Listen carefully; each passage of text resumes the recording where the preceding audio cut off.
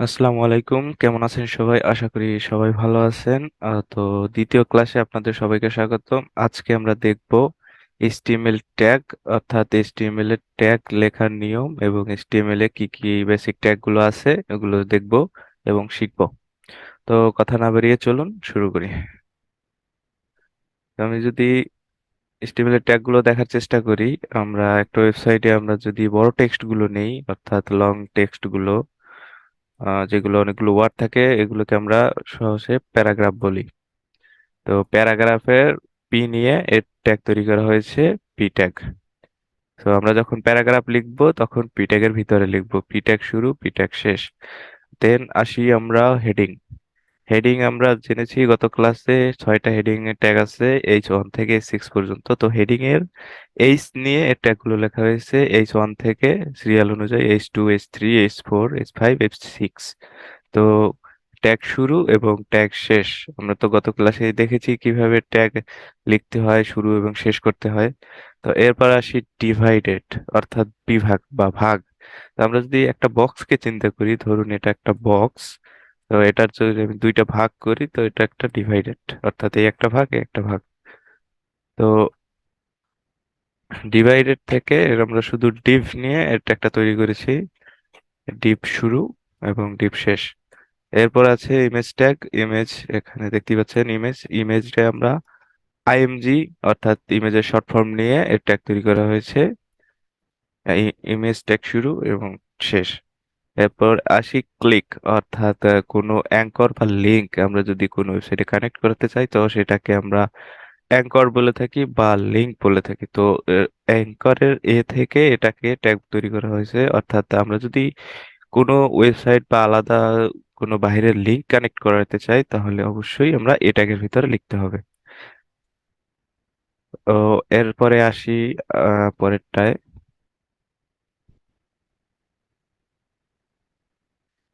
আমরা যদি কোনো টেক্সটের ভিতর, অর্থাৎ কোনো পি ট্যাগ আমরা যে দেখেছি, টেক্সটের ভিতর যদি কোনো সেন্টেন্স বা কোনো ওয়ার্ড বোল্ড করতে চাই তাহলে আমরা এটাকে বি বোল্ট, অর্থাৎ বি ট্যাগের ভিতরে লিখবো। বোল্টের শর্ট বি, অর্থাৎ বি শুরু এবং বি শেষ।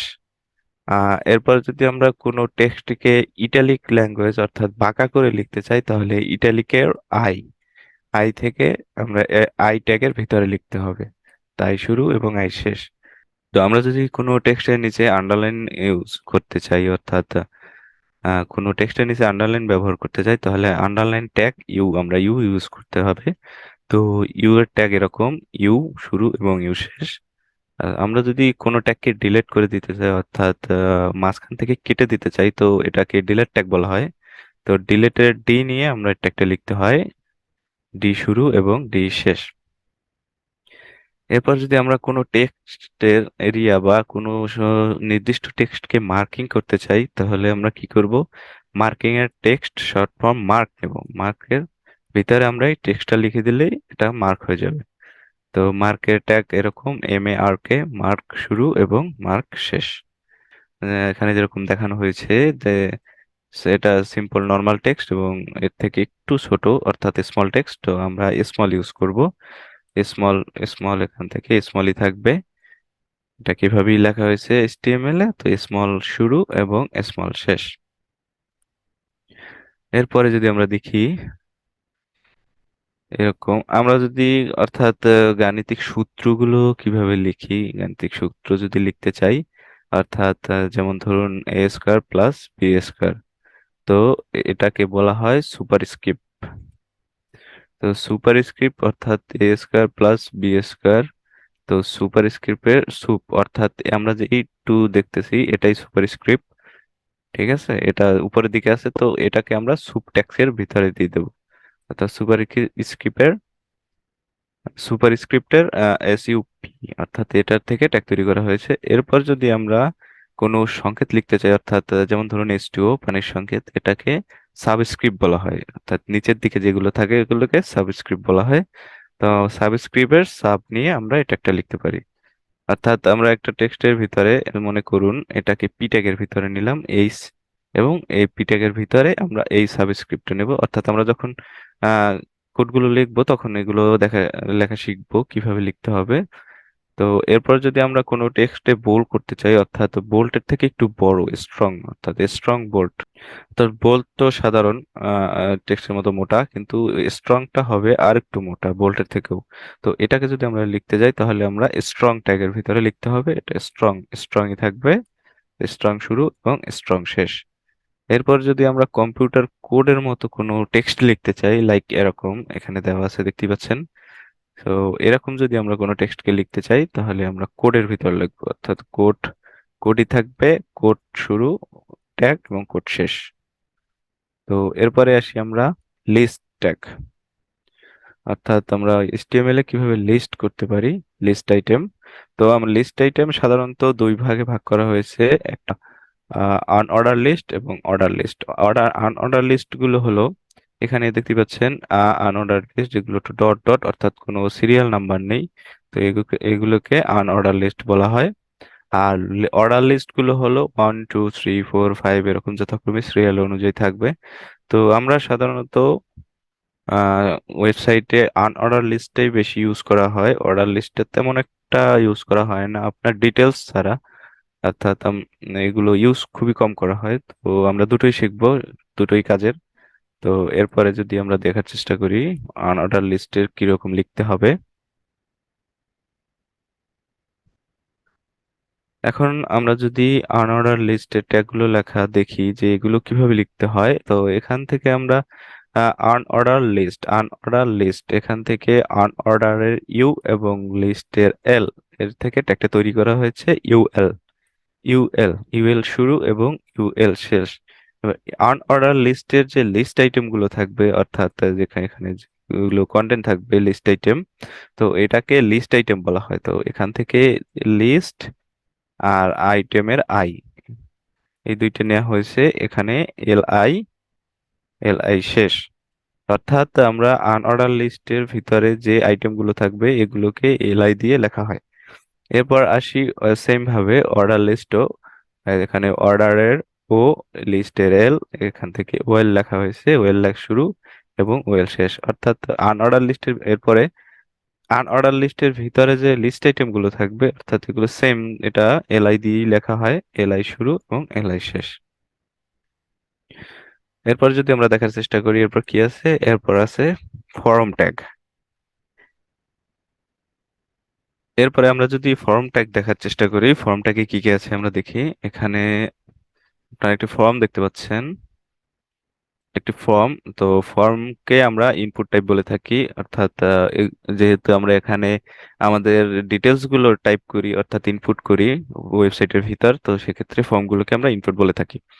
তো এরপরে বুঝতে হবে আমাকে ফর্মে ইনপুট টাইপটা কি বোঝানো হয়েছে। যেমন ধরুন আপনার নাম যদি বসান তাহলে এটা হবে টেক্সট, অর্থাৎ আপনি টেক্সট লিখছেন। তো এখানে ইনপুট টাইপটা হবে টেক্সট। তো আমরা যদি এইচটিএমএল লেখার চেষ্টা করি, ইনপুট টাইপ সমান সমান টেক্সট, অর্থাৎ এটা এভাবে লিখতে হবে। এরপরে আসি ইমেল, অর্থাৎ এটা আমরা ইমেল বসাতে বলছে, ইমেল। তো ইনপুট টাইপটা হবে ইমেল, এটা হবে ইনপুট টাইপ সমান সমান ইমেল, এরকম লিখতে হবে। এরপরে আছে password file, sorry password fill. তো আমরা এখানে এটাকে কি নেব, পাসওয়ার্ড। ইনপুট টাইপ হবে পাসওয়ার্ড, তো এটাও সেম ভাবে ইনপুট টাইপ সমান সমান পাসওয়ার্ড, এটাও এভাবে লিখতে হবে। এরপরে আছে কি ইনপুট টাইপ ফোন নাম্বার, অর্থাৎ আমরা ফোন নাম্বার এটার ভিতরে ইনপুট করব। তো এটাকে নাম্বার দিয়ে করা হয়, তো ইনপুট টাইপটা হবে নাম্বার। তো ইনপুট টাইপ নাম্বার, এরকম লিখতে হবে। এরপরে আছে সিটি, অর্থাৎ আপনাকে সিলেক্ট করতে বলতেছে আপনার সিটি কোনটা হবে, ঢাকা, চট্টগ্রাম বা আপনার যে সিলেক্ট সিটি আছে ওটা। তো সিটিকে আমরা কি ধরবো, সিলেক্ট, অর্থাৎ আপনাকে সিলেক্ট করতে বলতেছে, এখানে অপশন আসবে, আপনি অপশন দিয়ে সিলেক্ট করবেন। তো এর ইনপুট টাইপ হবে সিলেক্ট। তো ইনপুট টাইপ যদি সিলেক্ট হয় এটার ট্যাগটা এরকম হবে, সিলেক্ট, সিলেক্ট শেষ। তো এটা আবার ইনপুট টাইপ সমান সমান এরকম হবে না, এটা যেহেতু সিলেক্ট অপশন, তো সেক্ষেত্রে এটাকে সিলেক্ট হবে। এরপর আসি জিপ কোড, অর্থাৎ জিপ কোডও যেহেতু একটা নাম্বার, তো এটাকে নাম্বার ফিল্ড ধরা হয়। তো এটাও সেম ইনপুট টাইপ নাম্বার, এখানে না ইনপুট টাইপ নাম্বার হবে। এরপর আসি জেন্ডার, আপনি মেল সিলেক্ট করবেন না ফিমেল সিলেক্ট করবেন, অর্থাৎ আপনি যে কোনো একটি সিলেক্ট করতে পারবেন, আপনার ফর্মের ভিতর যে কোনো একটি সিলেক্ট করার যে অপশনটি থাকে ওইটাকে আমরা রেডিও বাটন বলে থাকি। তো এর ইনপুট টাইপ হবে রেডিও বাটন, অর্থাৎ রেডিও। তো এখানে হবে ইনপুট টাইপ রেডিও সমান সমান ভ্যালু হবে আপনি মেল দিতে চান না ফিমেল দিতে চান। অর্থাৎ আপনি এটা এখানে যে যাই লিখবেন ভ্যালুর ভিতরে, অর্থাৎ আপনি কোনটা সিলেক্ট করতে চান এটা ভ্যালুর ভিতরে দিতে হবে। তো এটার ট্যাগটি এভাবে লিখতে হয়। এরপর আসি সিলেক্ট ট্যাগ। অর্থাৎ আপনি একসাথে অনেকগুলো মাল্টিপল টেক্সট সিলেক্ট করতে পারছেন। যখন আপনাকে, যেমন ধরুন এখানে দেওয়া আছে আপনি এইচটিএমএল সিএসএস ওয়ার্ডপ্রেস, এখানে আপনি চাইলে সবগুলো সিলেক্ট করতে পারেন অথবা একটাও সিলেক্ট করতে পারেন। অর্থাৎ মাল্টিপল সিলেক্টের যে অপশনটা থাকে এটাকে আমরা ফর্মের ভাষায় চেক বক্স বলে থাকে। তো এখানে চেক বক্সের ইনপুট টাইপ হবে চেক বক্স এবং ভ্যালু হবে আপনি কোনগুলো সিলেক্টে দিতে চান ওগুলো। তো ভ্যালুর ভিতর লিখতে হবে আপনি যে যে ভ্যালুগুলো, অর্থাৎ যে যে টেক্সটগুলো সিলেক্টের ভিতরে দিতে চান, যেগুলো কাস্টমার বা ইউজার সিলেক্ট করবে, তো এগুলোকে ভ্যালুর ভিতর দিতে হবে। সেম আপনার রেডিও বাটনের মতো, শুধু এখানে টাইপটা চেঞ্জ হবে। এখানে আপনি দেখতে পাচ্ছেন সবগুলোই কিন্তু input type input type input type, অর্থাৎ সবগুলো ট্যাগই সেম, শুধু এর টাইপটা চেঞ্জ হবে ভিতরে। অর্থাৎ সমান সমানের পরে যেটা আছে ওইটা চেঞ্জ হবে, টেক্সট, ইমেল, পাসওয়ার্ড, নাম্বার। অর্থাৎ আপনার ফিল্ডটা যে ধরনের হবে ওই ধরনেরই এখানে লিখতে হবে। তো আমরা যদি এরপরে ফর্মে কোনো ফাইল আপলোড করতে চাই, অর্থাৎ ফাইল নিতে চাই ইউজারের থেকে, তাহলে আমরা এখানে, অর্থাৎ এর টাইপটি হবে ফাইল, ইনপুট টাইপ হবে ফাইল, তো ইনপুট টাইপ ফাইল। এরপর যদি আমরা কোনো বড় থেকে মেসেজ লিখতে চাই, তো এটাকে কি হবে, এটা আমরাকে টেক্সট বলি, সরি টেক্সট এরিয়া বলি। সো টেক্সট এরিয়া, অর্থাৎ আপনি যদি লং মেসেজ লিখতে চান, অর্থাৎ আপনার মতামত প্রকাশ করতে চান এমন কোন ফর্মে, তো সেক্ষেত্রে আমরা এটাকে টেক্সট এরিয়া দিয়ে প্রকাশ করি। তো এটার ট্যাগটি হবে টেক্সট এরিয়া শুরু এবং টেক্সট এরিয়া শেষ। তো আজকে মূলত এ পর্যন্তই। আমরা ট্যাগ গুলো দেখলাম, বেসিক যে ট্যাগ গুলো আছে আমরা সচরাচর যে ট্যাগ গুলো ইউজ করে থাকি। আজকের ক্লাস লং করতেছি না, দেখা হবে আগামী ক্লাসে। সে পর্যন্ত সবাই ভালো থাকুন এবং প্র্যাকটিস করুন। আর একটা কথা, প্র্যাকটিস করে অবশ্যই আমাদের গ্রুপে পোস্ট করতে হবে। অর্থাৎ আপনার যদি কোনো সমস্যা থাকে, এখানে তো সরাসরি মেসেজ বা কোশ্চেন আস্ক করার কোনো অপশন নাই, যেহেতু রেকর্ডেড ভিডিও অর্থাৎ রেকর্ডেড ক্লাস। আপনার যদি কোনো সমস্যা থাকে অবশ্যই আমাদের গ্রুপে পোস্ট করবেন। আমি গ্রুপের লিঙ্কটা ডিসক্রিপশনে দিয়ে দেবো। তো আমাদের এই গ্রুপে আপনারা পোস্ট করবেন। এখানে দেখতে পাচ্ছেন ইতিমধ্যে অনেকেই পোস্ট করেছে। তো আপনাকে পোস্ট করতে হবে, অর্থাৎ আপনার এইচটিএমএল কোড যে লিখেছেন এটার স্ক্রিনশট এবং এর আউটপুট, অর্থাৎ এটার আউটপুটটা কিরকম এসেছে এর স্ক্রিনশট, দুইটাই। আর যদি কোনো সমস্যা থাকে অবশ্যই উপরে প্রবলেমটা লিখে, হ্যাঁ, এভাবে পোস্ট করবেন। তো আমরা যথাসাধ্য চেষ্টা করব আপনাদের সমস্যার সমাধান করার। তো এর গ্রুপের লিঙ্কটা আমি আমার ডিসক্রিপশনে দিয়ে রাখবো, অবশ্যই আমাদের গ্রুপে জয়েন হয়ে থাকবেন। তো আজকে বিদায় নিচ্ছি, দেখা হবে আগামী ক্লাসে। সে পর্যন্ত সবাই ভালো থাকুন। ধন্যবাদ।